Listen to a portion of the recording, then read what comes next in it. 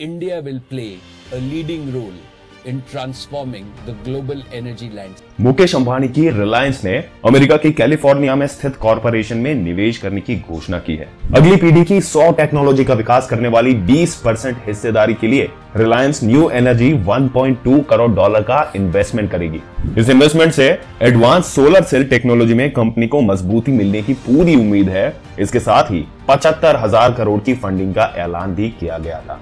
Reliance new energy ने कहा कि उसने channel national blue star group के रईस सोलर होल्डिंग्स में 100% हिस्सेदारी खरीदी है। ये डील $771 मिलियन यानी कि करीब 5,500 करोड़ में हुई है। इस डील को लेकर मुकेश अंबानी ने कहा कि इसकी मदद से रिलायंस इंडस्ट्रीज को लो कॉस्ट सोलर पैनल बनाने में केपेबल होगा।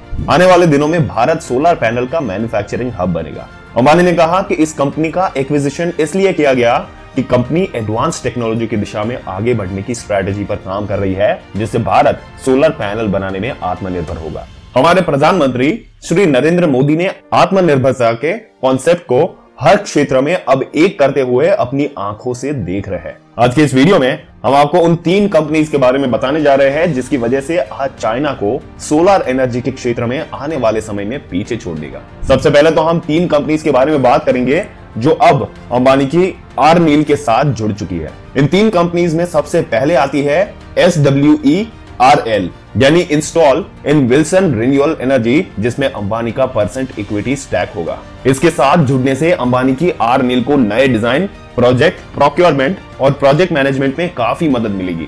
दूसरी कंपनी जिसके साथ RBL आपको आने वाले समय में काम करती हुई नजर आएगी, US सोलर एनर्जी सॉफ्टवेयर में कराए। इस कंपनी में अंबानी का 79.4% शेयर रहेगा और इसको $32 मिलियन में खरीदा गया है। अगर इंडियन करेंसी में बात करें तो ये लगभग 263 करोड़ तक पहुंच जाता है।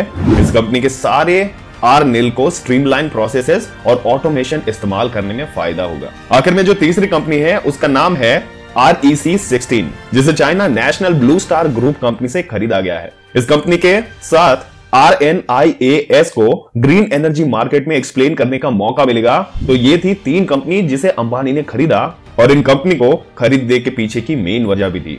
आइए दोस्तों समझाते हैं कि आखिर इन 3 कंपनी को खरीदने के बाद अंबानी चाइना को कैसे पीछे छोड़ेगा। दोस्तों आज के समय में भारत के सोलर एनर्जी मार्केट पर चाइनीज कंपनी का कब्जा है। सोलर सेल से लेकर सोलर पैनल और सोलर मॉड्यूल की कुल मांग का करीब 80% चाइना से इंपोर्ट किया जाता है।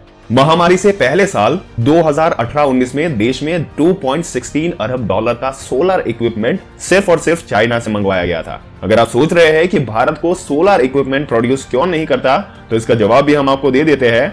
भारत में सोलर उपकरण नहीं बनते और इसकी सबसे बड़ी वजह यह है कि चाइनीज माल के सामने वो टिक नहीं पाते, क्योंकि चीनी उपकरण 30 से 40% सस्ते मार्केट में अवेलेबल है। इतना ही नहीं, सोलर सेल बनाने में काम आने वाली पॉलीसिलिकॉन मटेरियल के 64% हिस्से पर भी चाइनीज कंपनियों का कब्जा है। चाइना की इस बढ़ती हुई डोमिनेशन को खत्म करने के लिए रिलायंस की सोलर एनर्जी का एक हिस्सा रूफटॉप सोलर और गांव में सोलर एनर्जी के प्रोडक्शन से आएगा। गांव में सोलर एनर्जी के प्रोडक्शन से रूरल इकोनॉमी को मजबूती मिलेगी और इसकी पूरी उम्मीद है। रिलायंस का इरादा सोलर मॉड्यूल की कीमत दुनिया में सबसे कम रखने का है ताकि सोलर एनर्जी को किफायती बनाया जा सके। तो सरकार भी सोलर ऊर्जा को लेकर खासी गंभीर दिखाई देती है।